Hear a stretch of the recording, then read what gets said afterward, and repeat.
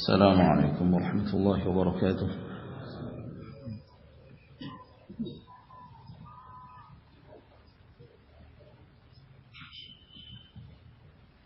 إن الحمد لله نحمده ونستعينه ونستغفره ونعوذ بالله من شرور أنفسنا ومن سيئات أعمالنا. من يهده الله فلا مضل له ومن يضلل فلا هادي له. وأشهد أن لا إله إلا الله وحده لا شريك له. وأشهد أن محمدا عبده ورسوله. يا أيها الذين آمنوا اتقوا الله حق تقاته ولا تموتن إلا وأنتم مسلمون. يا أيها الناس اتقوا ربكم الذي خلقكم من نفس واحدة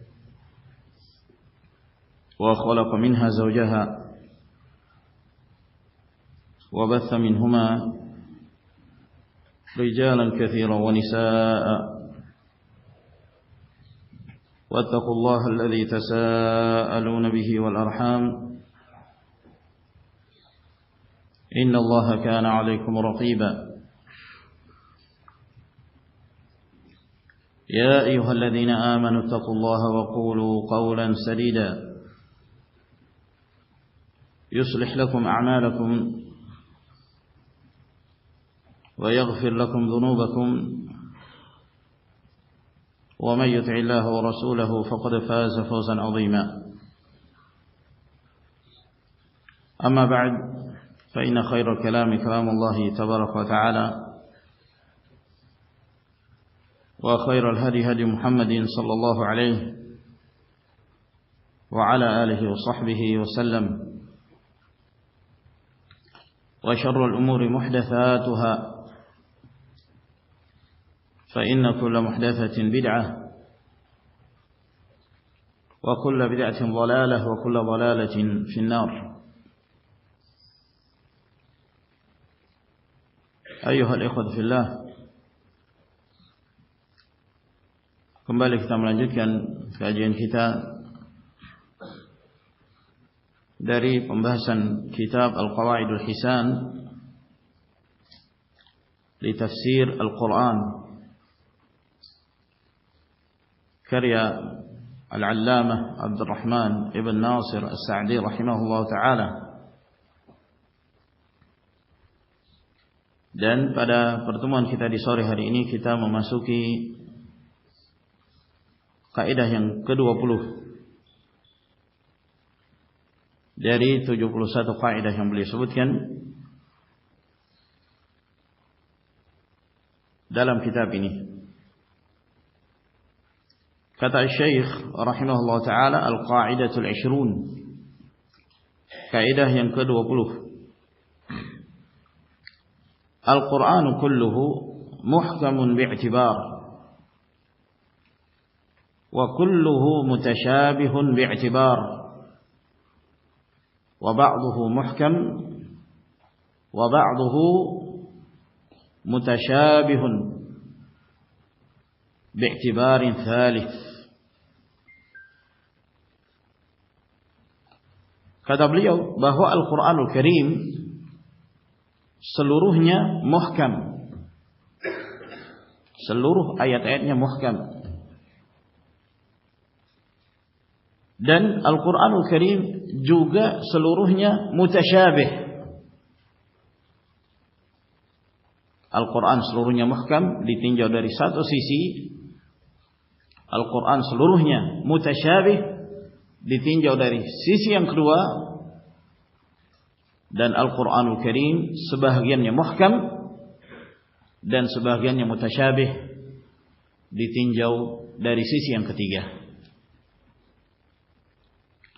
Sehingga apabila kita mengatakan bahwa Al-Quranul Karim seluruhnya muhkam, benar apabila ditinjau dari sisi yang sesuai yang disebutkan oleh Allah Subhanahu wa taala. Apabila ada seorang mengatakan bahwa Al-Quran seluruhnya mutasyabih, juga benar apabila ditinjau dari sisi yang benar. Dan seseorang mengatakan Al-Quran sebagian muhkam dan sebagian yang mutasyabih juga benar. Masing-masing dibangun di atas dalil yang disebutkan oleh Allah Subhanahu wa taala di dalam Al-Qur'an Karim. Apa maksud dari kaidah ini? Kata beliau, waqad wasafahu Allah taala bi kulli wahidatin min hadhihi al-awsaf ats-tsalath. Bahwa Allah Azza wa Jalla menyifati Al-Qur'an Karim dengan masing-masing dari 3 sifat ini. Tinggal makna yang dimaksud oleh Allah Azza wa Jalla berbeda antara satu istilah dengan istilah yang lain. Fawasafahu bi annahu muhkam fi iddati ayat. Allah Azza wa Jalla menyifati Al-Qur'anul Karim sebagai Al-Qur'an atau kitab yang muhkam, itu disebutkan dalam beberapa firman Allah. Di antaranya dalam surah Hud ayat yang ke-1. Allah Tabaraka wa Ta'ala berfirman, "Uhkimat ayatuhu thumma fussilat min ladun hakimin khabir." Bahwa Al-Qur'an Karim itu uhkimat ayatuhu, ayat-ayatnya muhkam, kemudian diterangkan secara rinci dari sisi Allah Subhanahu wa taala Al-Hakim Al-Khabir, yang maha hikmah dan maha mengetahui terhadap hamba-hambanya dan apa yang mereka amalkan. Maka Allah Azza wa Jalla menyebutkan seluruh ayat-ayatnya adalah ayat-ayat yang muhkam. Nah, apa makna muhkam di dalam ayat ini? Muhkam yang dimaksud di dalam ayat Allah Subhanahu wa taala ini adalah ayat-ayat yang menunjukkan kesempurnaannya. Kesempurnaan lafaz-lafaznya yang sempurna, yang fasih. Demikian pula makna yang terkandung di dalamnya sempurna, karena di dalamnya terdapat kebenaran, tidak ada kekeliruan di dalamnya, tidak ada kedustaan di dalamnya, tidak ada kebatilan di dalamnya. Seluruhnya adalah kebenaran dan petunjuk, bimbingan dari Allah Subhanahu wa taala. Itu makna muhkam.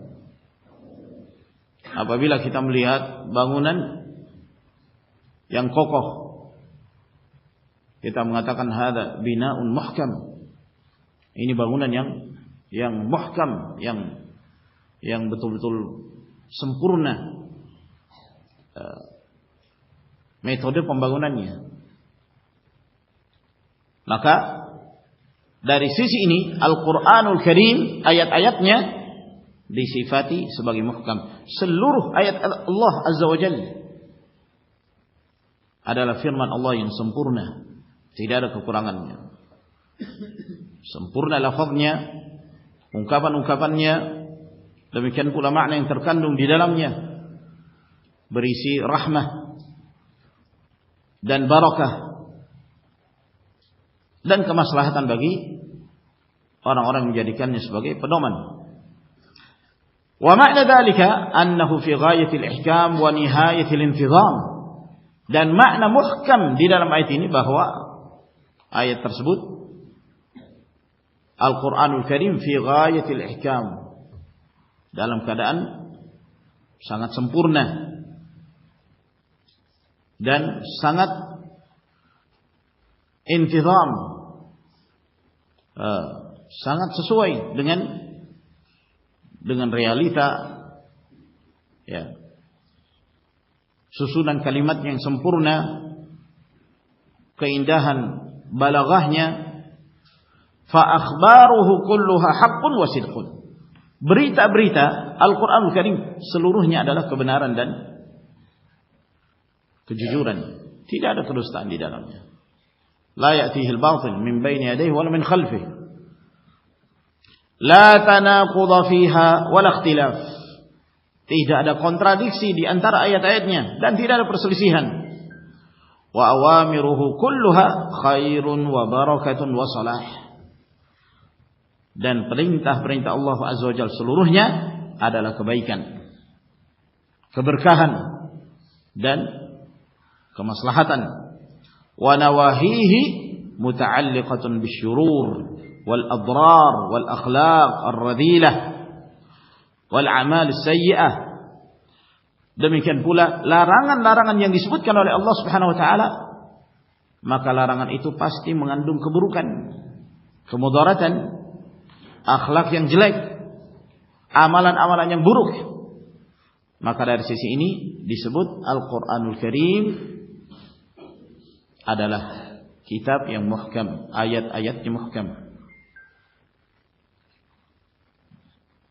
Oleh karenanya dalam kaidah syariat yang disebutkan oleh para ulama bahwa apa saja yang diperintahkan oleh Allah Subhanahu wa taala, melainkan dalam perintah tersebut pasti memiliki kemaslahatan yang besar.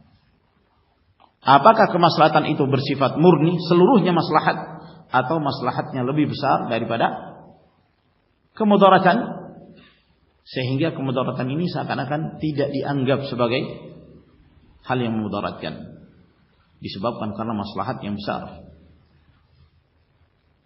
Dan tidaklah Allah Azza wa Jalla melarang sesuatu, melainkan dalam larangan tersebut pasti mengandung kemudaratan, pasti mengandung keburukan yang Allah Azza wa Jalla Maha mengetahui. Apakah keburukan itu murni, itu adalah kejelekan, tidak mengandung kebaikan sedikit pun, atau keburukannya lebih besar dari kebaikannya, sehingga karena begitu besarnya keburukan dan kejahatan yang ditimbulkan, seakan-akan tidak ada kebaikan, seakan-akan tidak ada kebaikan dan tidak dianggap sebagai satu kebaikan. Ini menjelaskan tentang muhkamnya firman Allah Subhanahu wa taala. Peninjauan yang kedua bahwa Al-Qur'anul Karim itu mutasyabih, wa wasafahu bi annahu mutasyabihun fi qawlihi min surati Az-Zumar.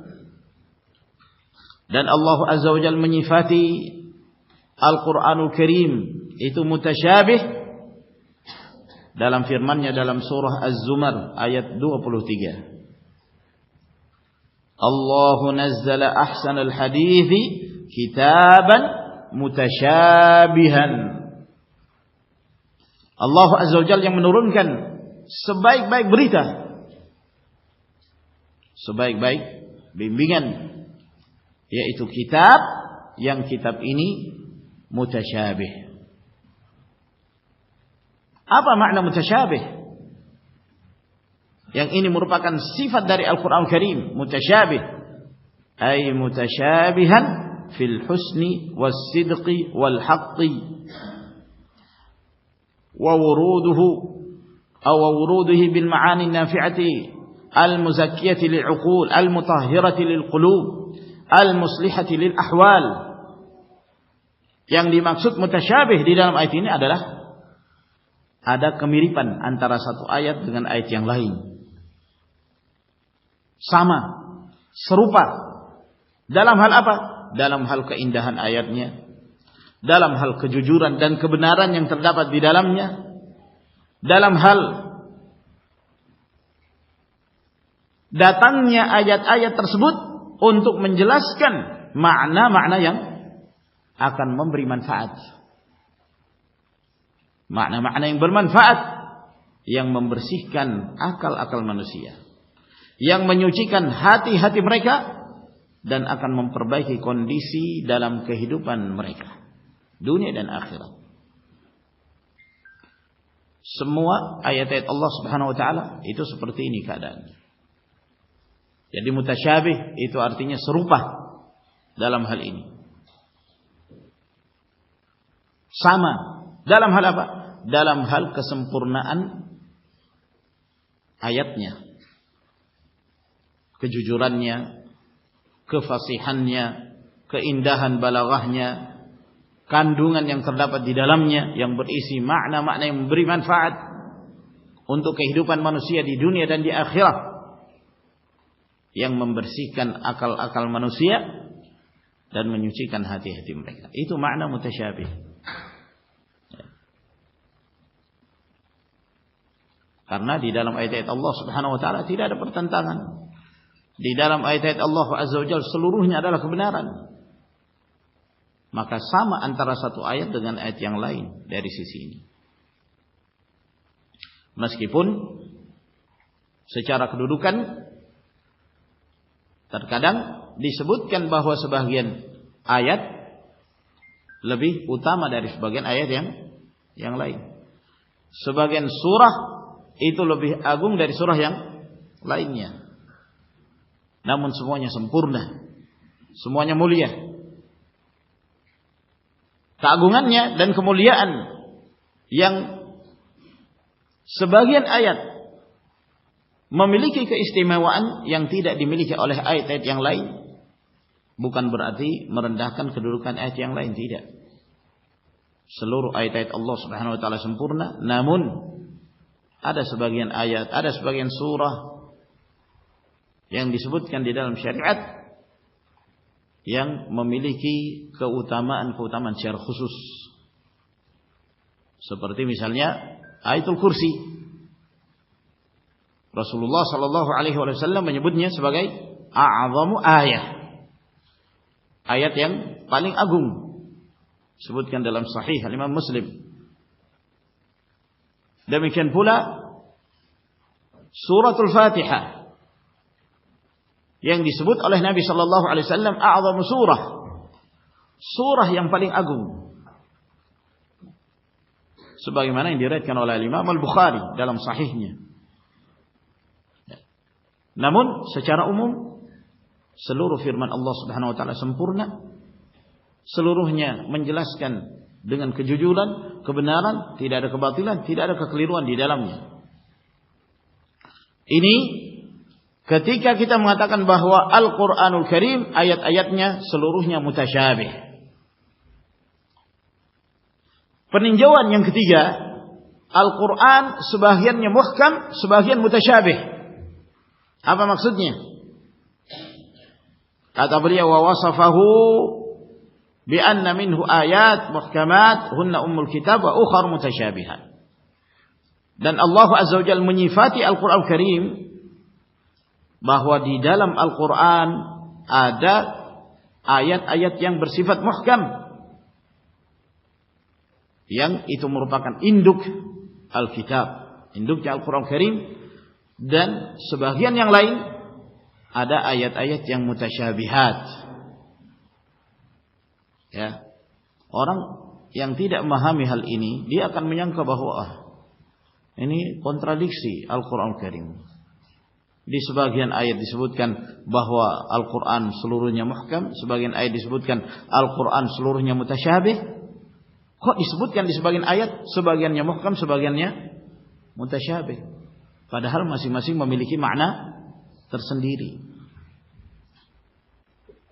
Nah, apa makna muhkam dan mutasyabih dalam tinjauan yang ketiga? Ketika kita mengatakan sebagian ayat-ayat Allah itu muhkam, sebagiannya apa? Mutasyabih. Sebagaimana yang disebutkan dalam surah Ali Imran pada ayat yang ke-7. Kata beliau, fahuna wasafahu bi anna ba'dahu hakadha wa ba'dahu hakadha. Maka di dalam ayat ini Allah Azza wa Jalla menyifati sebagian Al-Qur'an muhkam dan sebagian lagi mutasyabih. Wa anna ahlul ilmi bil kitabi yarudduna al-mutasyabiha minhu ila al-muhkam fayasiru kulluhu muhkaman. Dan bahwa para ulama yang mereka memahami isi Alkitab, mereka mengembalikan ayat-ayat yang mutasyabih tersebut kepada induk Alkitab, yaitu ayat-ayat yang muhkam. Sehingga pada hakikatnya seluruh ayat-ayat tersebut kembali kepada muhkam. Dan mereka mengatakan kullun min indi rabbina. Seluruhnya datang dari sisi Allah Subhanahu wa ta'ala. Fa ammal ladzina fi qulubihim zaygun fayattabi'una ma tashabaha minhu ibtigha'a al-fitnati wa ibtigha'a ta'wilihi wa ma ya'lamu ta'wilahu illa Allah war rasikhuna fil 'ilm yaquluna amanna bihi kullun min indi rabbina. Adapun orang-orang yang di dalam hati mereka terdapat penyimpangan, maka mereka suka mengikuti ayat-ayat yang mutasyabih itu. Tujuannya apa? Untuk mencari-cari fitnah dan mencari-cari penakwilan yang sesuai dengan hawa nafsu mereka. Adapun orang-orang yang diberi kekokohan, kemapanan dalam ilmu mereka, maka mereka mengatakan kami beriman. Semua apa yang datang dari Rabb kami, kami mengimani seluruhnya. Ya. Dan mereka mengembalikan ayat-ayat yang mutasyabih kepada yang muhkam. Ya. Maksudnya, apa maksud dari perkataan yang disebutkan oleh Allah Subhanahu wa taala? Orang-orang yang mapan ilmunya mereka mengatakan kullum min indi rabbina. Kami beriman semuanya datang dari Allah. Semua datang dari sisi Rabb kami. Ay wa ma kana min indihi fala tanaqudha fi. Apabila seluruhnya datang dari sisi Allah Azza wa Jalla, maka tidak ada pertentangan antara satu ayat dengan ayat yang lain.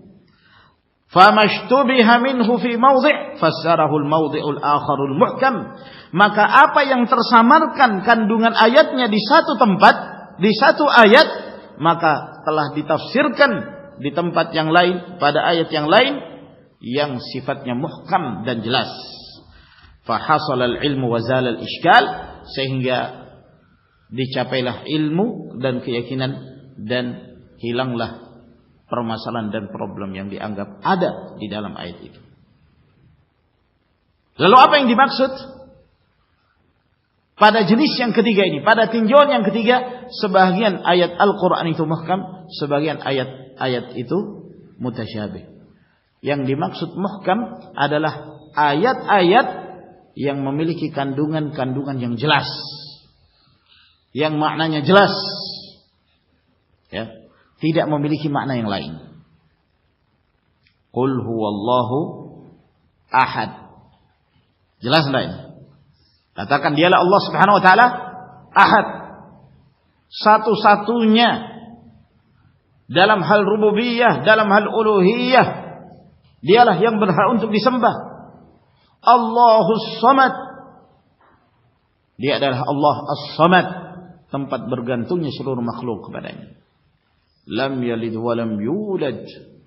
Allah tidak melahirkan anak, Allah tidak memiliki anak. Tidak seperti yang dikatakan oleh kaum Nasara, Yahud, orang-orang musyrikin. Mereka mengatakan Isa itu anak Allah, Uzair itu anak Allah, para malaikat itu adalah putri-putri Allah. Ta'ala Allahu amma yaquluna ulun kabira. Lam yalid. Allah tidak melahirkan seorang anak. Wa lam yulad, dan Allah tidak dilahirkan. Wa lam yakul lahu kufuwan ahad. Tidak ada satupun yang menyerupai Allah Subhanahu wa taala. Ini jelas, ya kan? Muhkam. Ya. Tidak bisa dipelintir maknanya ke sana kemari. Jelas. Nah, namun sebagian ayat ada yang bersifat mutasyabih. Apa yang dimaksud mutasyabih di sini? Yang ayat tersebut memiliki makna yang jelas, namun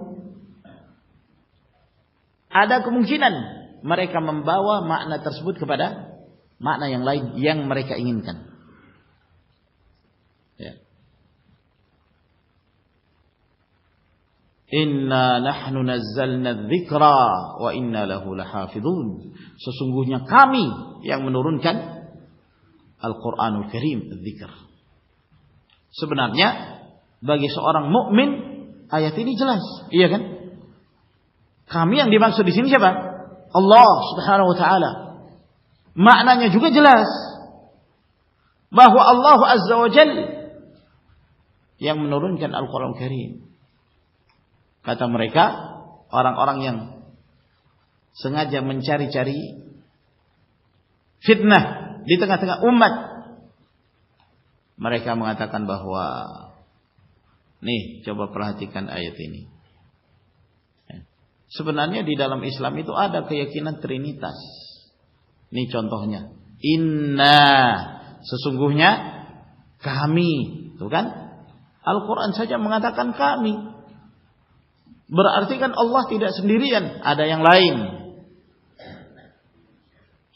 Ini dijadikan alasan oleh kaum Nasara bahwa di dalam Al-Quran itu ada keyakinan Trinitas. Karena Allah tidak sendirian, Dia mengatakan kami. Kami berarti ada yang lain. Itulah yang dimaksud ada anak Allah, kata mereka. Ada Ruhul Qudus. Subhanallah. Ya. Ini namanya apa? Mutasyabih. Mereka memelintir maknanya, mencari penakwilan-penakwilan yang bertentangan dengan kebenaran. Untuk apa? Ibtigha al-fitnah. Sengaja mencari fitnah di tengah-tengah umat. Inilah orang-orang yang disebutkan oleh Allah Azza wa Jalla, fa ammal ladzina fi qulubihim zayghun. Adapun orang-orang yang di dalam hati mereka terdapat penyimpangan, itu sengaja mencari-cari penakwilan, tujuannya adalah menyebarkan fitnah di tengah-tengah umat melalui ayat-ayat yang mutasyabih, yang maknanya bisa dipelintir ke sana, meskipun sebenarnya bagi seorang mukmin maknanya jelas. Ya, makanya kata beliau, pada hakikatnya seluruh makna yang terdapat di dalam Al-Quran itu muhkam, karena yang mutasyabih dari ayat-ayat Allah harus dikembalikan kepada muhkam, harus dikembalikan pada muhkam. Namun mereka tidak. Nah, ayat-ayat yang seperti inilah itu seringkali dimanfaatkan oleh orang-orang yang tidak menginginkan kebaikan. Memang bertujuan untuk mencari fitnah dengan menggunakan ayat-ayat Al-Quran Karim. Makanya ahlul bid'ah mereka bisa berdalil dengan ayat-ayat Al-Quran. Kata para ulama, Al-Quran hammal wujuh. Karena Al-Quran Karim itu bisa dibawa ke sisi yang lain menurut keinginan mereka, menurut hawa nafsu mereka. Ahlul bid'ah, hampir dari setiap ahlul bid'ah, ketika mereka membenarkan bid'ah mereka dan menyebarkan bid'ahnya, itu berdalil dengan ayat-ayat Al-Quran Karim. Kelompok Khawarij pakai dalil, pakai ayat. Inil hukmu illa lillah, hukum itu hanya milik Allah. Tapi mereka memahami sendiri, tidak boleh ada orang lain menetapkan hukum, sehingga ketika akan terjadi perundingan, perdamaian antara dua kelompok bertikai dari kalangan para sahabat radhiyallahu ta'ala anhum, antara Ali bin Abi Thalib radhiyallahu an, demikian pula Muawiyah bin Abi Sufyan radhiyallahu anhuma, mereka yang berunding agar mereka memiliki kata sepakat berdamai. Diutuslah masing-masing seorang, ya, dari pihak Ali bin Abi Thalib dan dari pihak Muawiyah radhiyallahu ta'ala anhuma untuk memperundingkan permasalahan. Kata mereka, tidak ada hukum kecuali milik Allah. Kalian telah mengangkat seorang hakim selain Allah. Coba, pemahaman yang dangkal. Ya. Makanya Nabi Shallallahu Alaihi Wasallam menyebut mereka sufahaul ahlam. Ya, punya akal tapi bodoh. Tidak mampu memahami ayat-ayat Allah Subhanahu Wa Taala. Menyangka, ya, mengutus seseorang untuk membicarakan perihal perdamaian yang terjadi di antara dua kelompok yang bertikai, dianggap sebagai berhukum dengan selain hukum Allah Subhanahu Wa Taala. Ini kedangkalan dalam memahami ayat Allah, sehingga mereka keluar. Mayoritas mereka sebelumnya bersama Ali bin Abi Thalib radhiyallahu anhu, mereka keluar, ya, meninggalkan barisan Ali bin Abi Thalib dan membentuk kelompok sendiri yang kemudian dikenal dengan Khawarij, Al-Haruriyah. Kata Ali bin Abi Thalib radhiyallahu ta'ala anhu, ketika mendengarkan slogan yang mereka ucapkan bahwa tidak ada hukum kecuali milik Allah, kata Ali bin Abi Thalib radhiyallahu ta'ala anhu, kalimatu haqq aradu biha batil. Itu kalimat yang benar, namun mereka memaksudkan kebatilan, yang dengan alasan tersebut mereka mengkafirkan para sahabat. Siapa saja yang bersama Ali radhiyallahu anhu, siapa saja yang bersama Muawiyah radhiyallahu anhu, seluruhnya dikafirkan oleh kelompok Khawarij. Berdalil dengan ayat. Berdalil dengan ayat. Ayat mutasyabih. Demikian pula kelompok yang lainnya. Al-Jahmiyah, Al-Mu'tazilah, As-Sufiyah, dan yang lainnya berdalil dengan ayat. Wa'bud rabbaka hatta ya'tiyakal yaqin. Sembahlah Rabbmu hingga datang kepadamu al-yaqin. Kalau kamu sudah sampai kepada tingkatan yaqin, maka tidak ada lagi kewajiban untuk beribadah. Sampai pada tingkat yaqin, ma'rifat. Ya, kalau sudah sampai pada tingkatan ma'rifat, tingkatan hakikat, maka gugur kewajiban-kewajiban. Tidak lagi diwajibkan salat, tidak lagi diwajibkan berpuasa, tidak lagi diwajibkan untuk mengamalkan syariat. Kenapa? Kamu sudah sampai kepada tingkatan di atas tingkatan para pengikut Nabi. Karena pengikut umat ini ada dua, ada pengikut Nabi, ada pengikut wali. Pengikut wali lebih afdal daripada pengikut Nabi. Pengikut wali ilmunya ilmu batin, ilmu syariat, ilmu ladunni. Pengikut Nabi ilmunya ilmu zahir, ilmu syariat.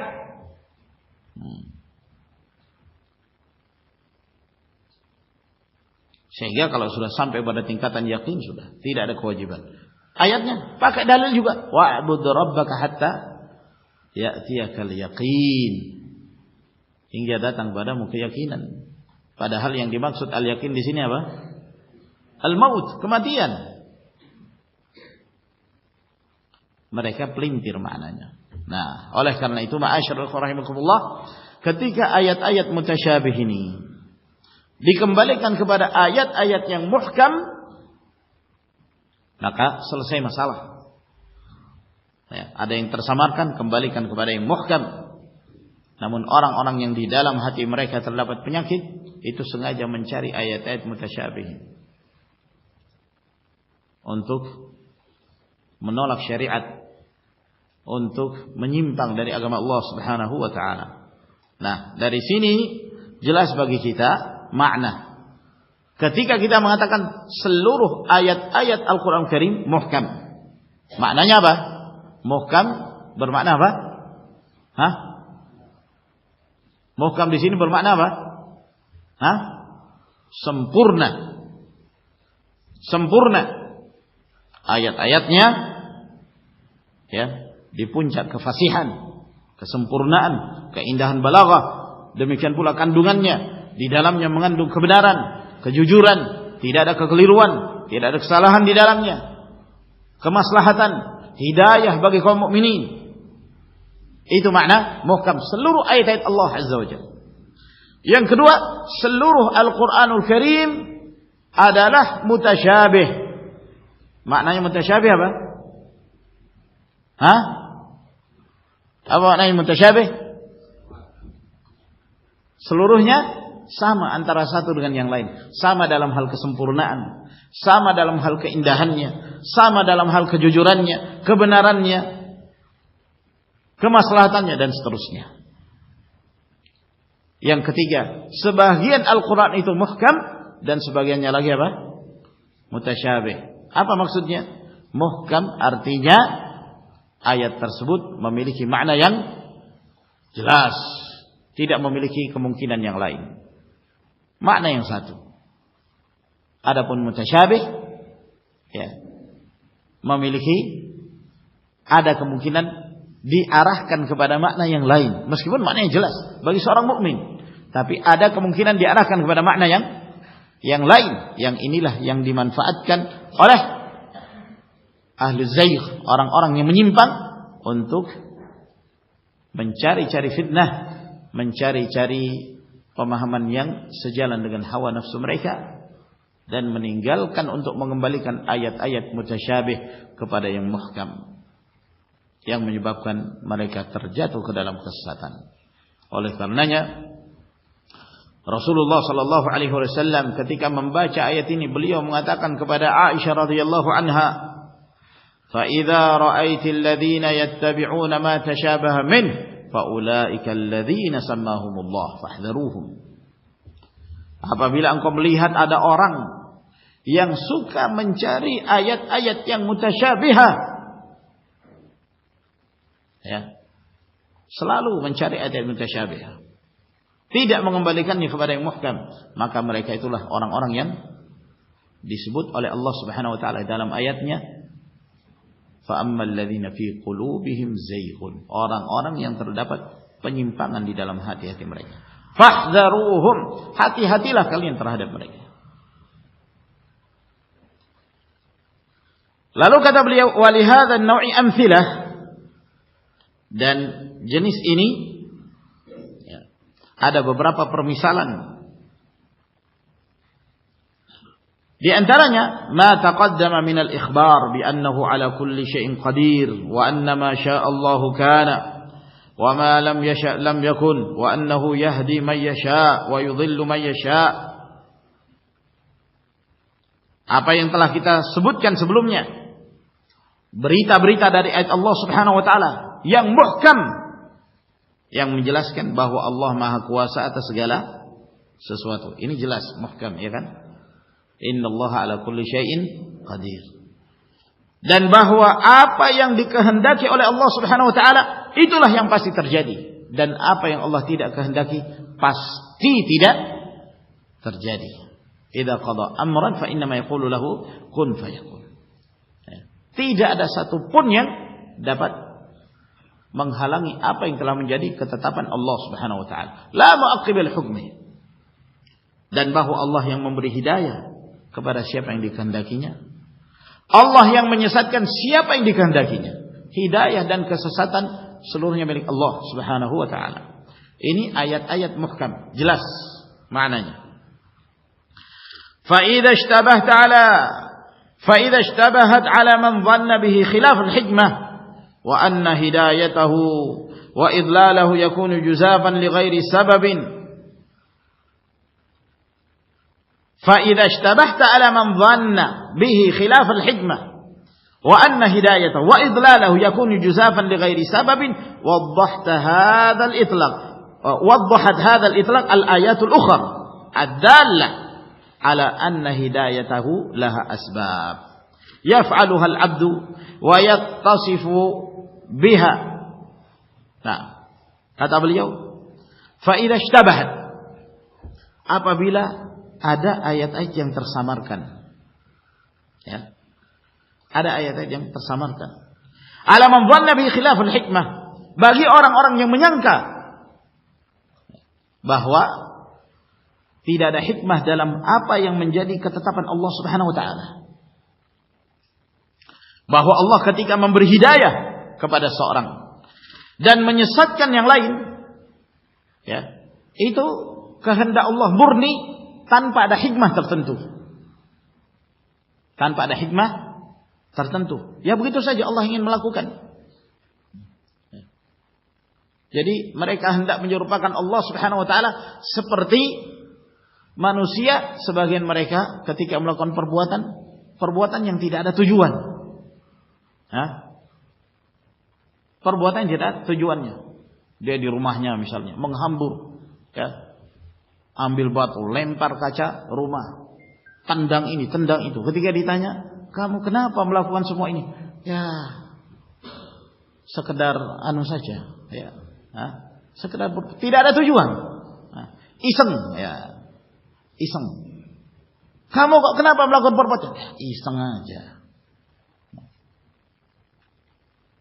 mereka menganggap, ya, karena ada sebagian dari ahli bid'ah seperti kaum Mu'tazilah, mereka menyangka bahwa Allah Azza wa Jalla menetapkan sesuatu itu tidak berdasarkan hikmah. Tidak ada hikmah di balik itu. Mereka menafikan hikmah dari apa yang menjadi ketetapan Allah Subhanahu wa taala terhadap makhluknya. Ahlus sunnah meyakini bahwa di antara nama Allah Azza wa Jalla Al-Hakim, yang maha hikmah terhadap segala ketetapannya dan segala perbuatannya.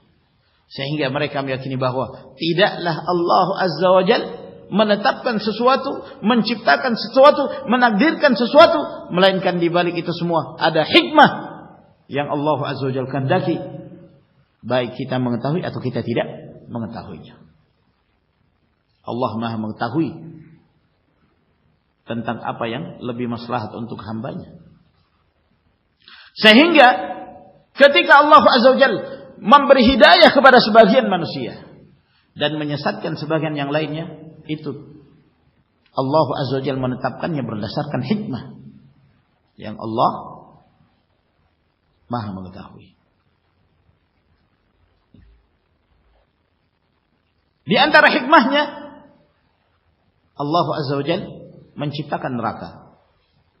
Kalau seandainya tidak ada syaitan, kalau tidak ada setan, berarti tidak ada yang digoda, sehingga seluruh manusia mukmin. Kalau begitu, untuk apa Allah Azza wa Jalla menciptakan neraka? Kosong, tidak ada penghuni, sia-sia, iya kan? Walau syi'na la'ataina kulla nafsin hudaha walakin haqqal qawlu minni la amla anna jahannama minal jinnati wan nasi ajma'in. Kalau kami berkehendak, kami jadikan setiap jiwa itu dapat hidayah. Kami akan menjadikan semua manusia itu mukmin apabila kami menginginkan. Tidak ada yang bisa menolak hukum Allah. Namun kami menghendaki, sudah menjadi ketetapan dari kami, saya akan mengisi jahanam itu dari kalangan jin dan manusia. Sehingga ada yang disesatkan oleh Allah Subhanahu wa taala. Sehingga Allah Azza wa Jalla memberi hidayah kepada si fulan dan menyesatkan si allan, itu berdasarkan hikmah yang Allah Azza wa Jalla Maha mengetahui. Ahlul bid'ah mengingkari itu. Mereka menganggap bahwa Allah memberi hidayah kepada si fulan, menyesatkan si allan, yaitu tidak ada tujuan, ya. Allah melakukannya juzafan, ya. Juzafan itu ya apa ya terjemahannya, iseng atau artinya tidak ada hikmah di balik itu, tidak ada sebab, sekedar Allah ingin melakukan, ya. Maka ketika ada dari kalangan ahlul bid'ah berdalil dengan ayat-ayat yang mutasyabih, maka engkau jelaskan, terangkan kepadanya bahwa di sana ada ayat-ayat Allah Subhanahu wa taala yang menjelaskan bahwa Allah Azza wa Jalla memberi hidayah kepada seorang karena ada sebab-sebab yang Allah kehendaki. Dan ada sebab-sebab yang dilakukan oleh seorang hamba yang ketika dia melakukannya dan dia telah memiliki sifat itu, maka dia pun mendapat hidayah dari Allah Subhanahu wa taala. Ada jalur-jalurnya. Seperti firman Allah Azza wa Jalla dalam suratul Maidah, yahdi bihillahu man ittaba'a ridwanahu subulas salam.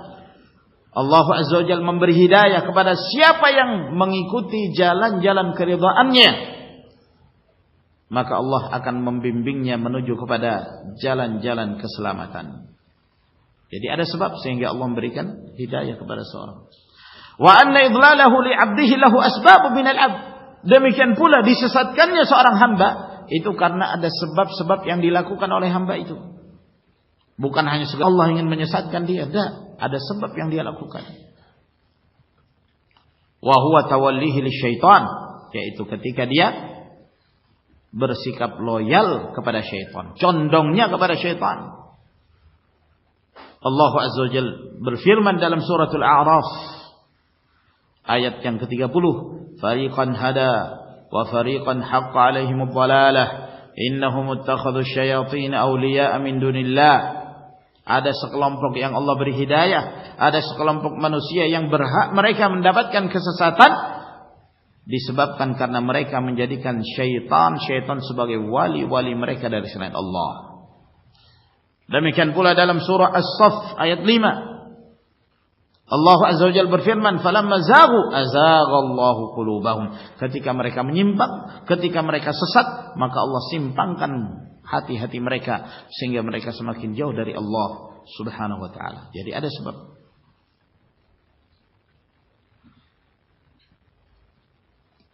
Demikian pula ayat-ayat yang berkaitan dengan permasalahan takdir. Yang permasalahan ini menyebabkan menyimpangnya dua kelompok. Disebabkan karena mereka tidak mampu memahami ayat-ayat Allah Subhanahu wa taala antara sebagian dengan sebagian yang lain. Mereka hanya mengambil sebagian ayat dari satu sisi lalu tidak beramal dengan ayat yang lain dari sisi yang lain. Dua kelompok yang sesat dalam hal memahami takdir Allah Subhanahu wa taala. Kelompok yang pertama Al-Qadariyah. Kelompok pengingkar takdir. Mereka menganggap bahwa Allah Azza wa Jalla tidak mengetahui apa nasib seorang hamba, apa yang akan dilakukan oleh seorang hamba kecuali setelah hamba itu melakukan perbuatannya. Jadi mereka menuduh ilmu Allah Subhanahu wa taala itu kurang. Karena mereka meyakini bahwa Allah tidak mengetahui si fulan ini apakah dia nanti dapat hidayah, apakah dia menjadi orang yang saleh ataukah dia menjadi orang yang taleh, yang buruk. Kata mereka Allah tidak tahu. Allah tidak tahu apa yang dilakukan oleh seorang hamba sampai hamba itu melakukannya sendiri. Dari situlah mereka mengatakan bahwa manusia, hamba-hamba ini menciptakan perbuatannya sendiri. Allah tidak ikut campur. Allah hanya menciptakan manusia. Tapi manusia itu yang menciptakan perbuatan dan amalan mereka sendiri. Itu kelompok Al-Qadariyah, Al-Mu'tazilah, dan yang sepaham dengan mereka. Dari sisi yang lain kelompok Al-Jabriyah. Al-Jabriyah ini kelompok yang pasrah kepada takdir. Pasrah kepada takdir. Bagi mereka, manusia ini tidak punya pilihan dalam menentukan nasibnya. Manusia ini ya, ibaratnya seperti orang mati yang dimandikan oleh tukang mandinya. Mau dibalik, maka dia ikut aja. Dia tidak punya ikhtiar, tidak punya pilihan untuk menentukan sikapnya. Kemana dia? Apa yang akan dia amalkan? Tidak. Jadi kalau seorang itu melakukan amalan saleh itu sudah ditakdirkan oleh Allah dan dia tidak punya pilihan. Demikian pula sebaliknya, ketika seorang itu melakukan perbuatan dosa, dia berzina, ya itu sudah menjadi ketetapan Allah. Allah sudah menakdirkan. Ya. Allah sudah menakdirkan. Hamba itu tidak punya pilihan. Mau apa lagi sudah ditakdirkan. Jadi dia berzina, dia mencuri, dia melakukan berbagai macam perbuatan kemaksiatan. Mereka mengatakan hamba itu tidak punya pilihan. Itu dipaksa oleh Allah untuk melakukan. Majbur. Dua kelompok yang kedua-duanya menyimpang. Ahlus sunnah wal jamaah meyakini apa? Ahlus sunnah meyakini bahwa iman kepada takdir merupakan salah satu rukun iman yang harus diyakini oleh setiap mukmin, bahwa segala sesuatu telah ditakdirkan dan ditetapkan oleh Allah Subhanahu wa taala, baik yang telah terjadi, yang sedang terjadi dan yang akan terjadi bagaimanapun bentuk kejadian itu. Innallaha ya'lam wa yuqaddiru ma kana wa ma huwa kain wa ma yakunu law kana kaifa yakun. Namun bukan berarti manusia ini tidak punya ikhtiar. Manusia punya pilihan. Faman syaa'a falyu'min wa man syaa'a falyakfur. Siapa yang ingin silakan dia mukmin, silakan. Mau beriman silakan. Siapa yang ingin silakan dia kafir. Berarti kan ada ikhtiar. Wa ma tasyauna illa yasha Allah. Dan tidaklah kalian menghendaki sesuatu melainkan itu telah ditetapkan oleh Allah Subhanahu wa taala. Jadi manusia itu punya pilihan. Dan ini merupakan hal yang tidak bisa diingkari, bahkan secara akal. Ya. Kita ini kan diberi akal oleh manusia, iya kan? Dan kita menyadari apa yang akan kita lakukan. Saya akan tidur, saya akan berdiri, saya akan berjalan, saya akan sholat, saya akan beristirahat dan seterusnya.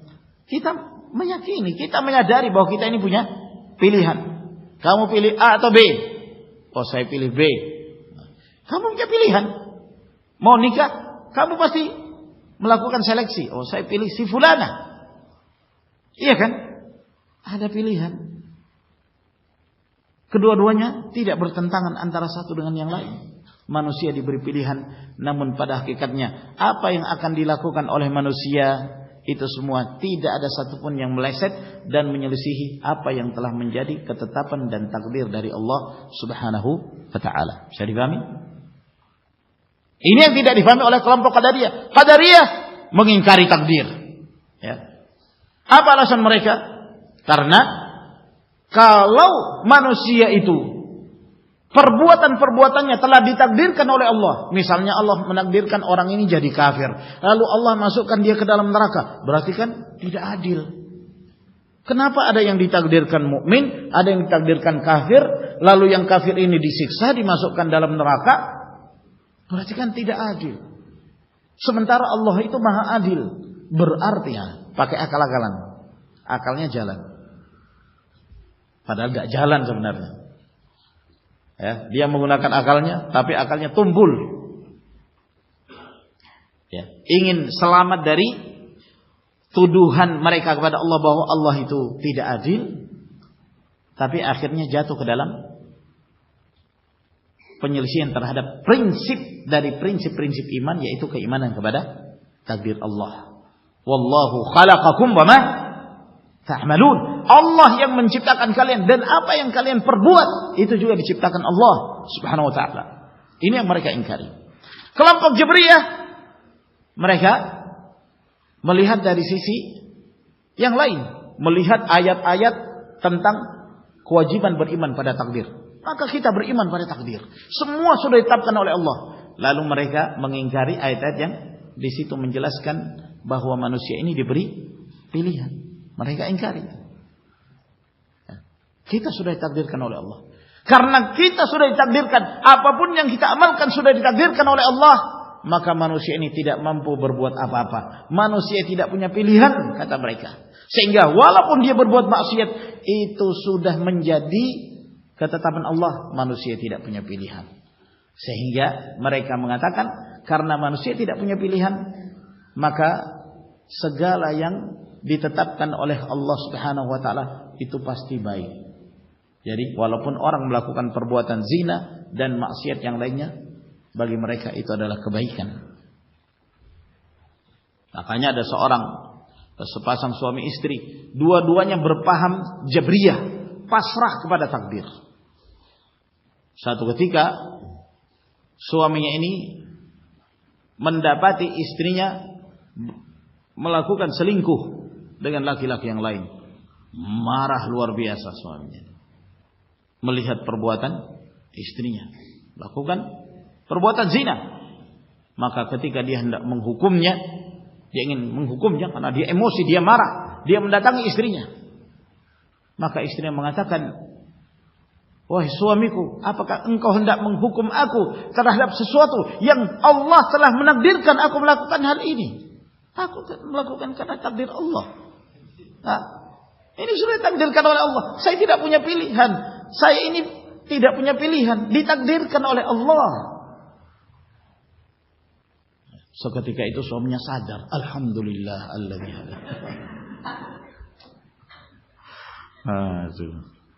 sadar katanya suaminya. Nah, ketika ada seorang mencuri di masa Amirul Mukminin Al-Khalifah Umar bin Khattab radhiyallahu taala anhu, ya, dia mencuri. Maka Umar bin Khattab memerintahkan untuk segera dipotong tangannya. Dia sempat berhujjah di hadapan Al-Khalifah Umar radhiyallahu anhu, dia mengatakan, "Wahai Amirul Mukminin, innama saraktu biqadarillah." Aku mencuri karena sudah ditakdirkan oleh Allah. Kata Umar radhiyallahu taala, dan saya memotong tanganmu juga sudah ditakdirkan oleh Allah. Saya potong tanganmu juga sudah ditakdirkan oleh Allah. Jadi tidak boleh seorang berdalil dengan takdir dalam hal berbuat kemaksiatan. Jadi diperbolehkan. Ini termasuk keyakinan kaum jahiliyah dahulu. Apa yang menyebabkan mereka menyimpang? Karena ini, mereka menggunakan ayat-ayat, sebagian ayat-ayat mutasyabihat, lalu kemudian meninggalkan ayat-ayat yang lain. Padahal setiap ayat itu kan saling menguatkan antara satu dengan yang lain. Kita mengimani takdir Allah Subhanahu wa taala, namun kita meyakini bahwa manusia itu punya pilihan. Kita diberi pilihan, ingin kebaikan atau keburukan. Kita bisa memilih. Ya. Kita bisa memilih. Kita harus punya usaha untuk mengarah kepada kebaikan itu.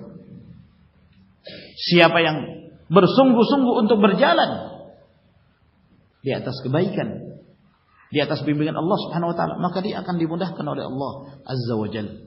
Fa amma man a'ta wattaqa wa saddaqa bil husna fasanuyassiruhu lil yusra wa amma man bakhila wastaghna wa kadzdzaba bil husna fasanuyassiruhu lil usra.